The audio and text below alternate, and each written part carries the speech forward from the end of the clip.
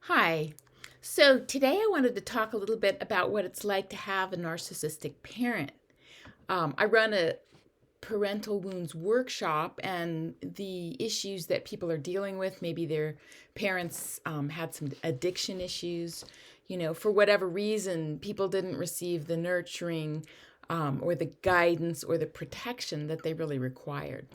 So, one of the reasons that people struggle and possibly join my group or other groups is because of having a narcissistic parent or a person with narcissistic tendencies. The reason I say that is that we're all on this planet on a spectrum of all these different issues. And all the personality disorders are pretty much born out of trauma, their own trauma.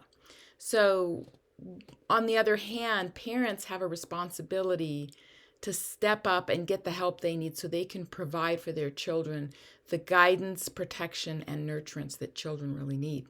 So, but often people with narcissistic tendencies don't see anything wrong with themselves. So, I don't like when terms are thrown around like, that person's a real borderline personality person or it's a real narcissist. That no one is all of their issues. They have it. That's what makes it really confusing, because often when you have a narcissistic parent with a parent with narcissistic tendencies, they have some aspects about themselves that are really good and beautiful. So I thought I'd read a list so that you can have a better understanding of what it might be like. So first of all, their child is a source of validation. So they flaunt their child as a reflection of themselves.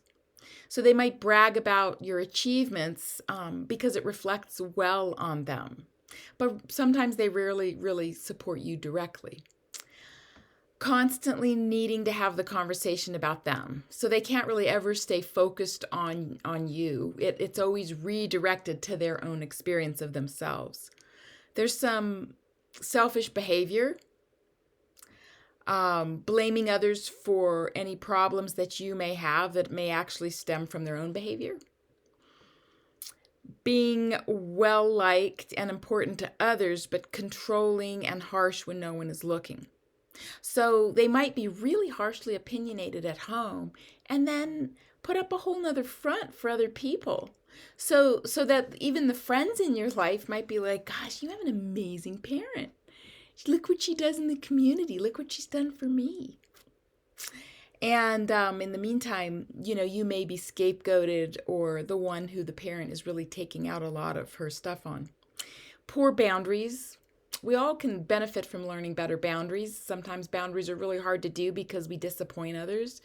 But it's kind of a bleed out on the table when there's no boundaries at home. So, making you feel bad for not doing what they want immediately, making you feel guilty by boasting about how much they've done for you, for crying out loud, possibly absent from your life events because of their own insecurity, making you engage in activities like sports despite your wishes, failing to provide warmth and emotional nurturance in the relationship. And as I said, the three qualities are nurturing, guidance, and protection. Being bothered and annoyed when you need time or attention, or not wanting you to have other friendships, being jealous of your friendships.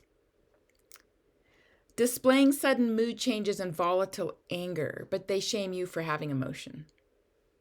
So that kind of volatility growing up around that, you begin to think it's normal. So then what are the relationships like that you walk into? It's not that we choose these relationships consciously, but if we get used to a certain way a parent behaves, that may feel really familiar. And so that's what your body is accustomed to. And so, developing the neural networks in your brain for love and acceptance is something that needs to be worked at. It can be done. But maybe it's not, maybe those neural networks aren't there. So how do you recognize love? So this is something that the whole planet can benefit from, really, if we're beginning to work on our trauma, which is a spectrum. Some people are taken away from their families because there's of how much violence they've witnessed. That's out here. Or maybe they've been sexually abused repeatedly by a parent. That's out here.